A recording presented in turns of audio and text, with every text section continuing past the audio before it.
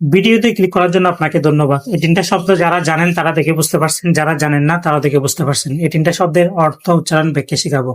সালামু আলাইকুম, আশা করি সবাই ভালো আছেন। ১ নাম্বার শব্দ কনসিকুয়েন্সেস, এর বাংলা অর্থ ফলাফল, পরিণাম, প্রতিক্রিয়া। এই শব্দের ব্যাখ্যাটা দিচ্ছি আপনারা যাতে শব্দটা না বলেন এবং শব্দটা ভালোভাবে বুঝতে পারেন। কনসিকুয়েন্সেস বলতে বোঝায় কোনো কাজের বা ঘটনার পর যা ঘটে, অর্থাৎ সে কাজের ফলাফল। যেমন কেউ নিয়ম না মানলে তার পরিণাম হতে পারে ক্ষতি বা শাস্তি। জীবনে আমরা যা করি তার ভালো বা খারাপ প্রতিক্রিয়া একসময় আমাদের উপর ফিরে আসে। তাই প্রতিটি কাজ করার আগে তার সম্ভাব্য ফলাফল বা পরিণাম ভেবে নেওয়া জরুরি।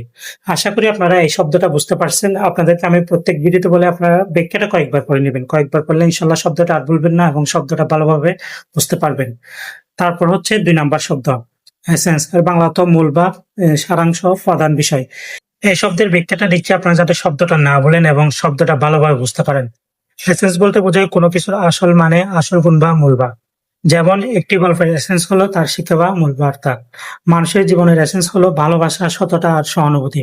কোনো বিষয়কে বুঝতে হলে তার বাইরের দিক না দেখে ভিতরের আসল অর্থ বা সারাংশ বোঝা সবচেয়ে গুরুত্বপূর্ণ।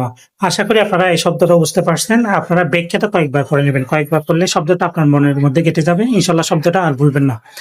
তারপর হচ্ছে ৩ নাম্বার শব্দ টেরিটরি, এর বাংলা অর্থ অঞ্চল, এলাকা, অধিকৃত ভূমি। এই শব্দের ব্যাখ্যাটা দিচ্ছি আপনারা যাতে শব্দটা না বলেন এবং শব্দটা ভালোভাবে বুঝতে পারেন।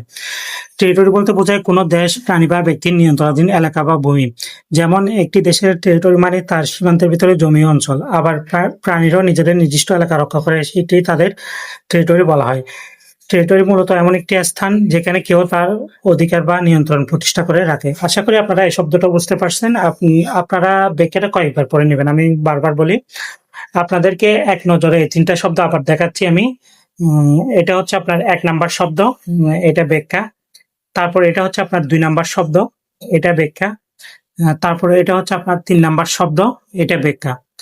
আশা করি আপনারা এই ৩টা শব্দ ভালোভাবে বুঝতে পারছেন। ভিডিওটা যদি ভালো লেগে থাকে অবশ্যই লাইক, কমেন্ট, শেয়ার করবেন।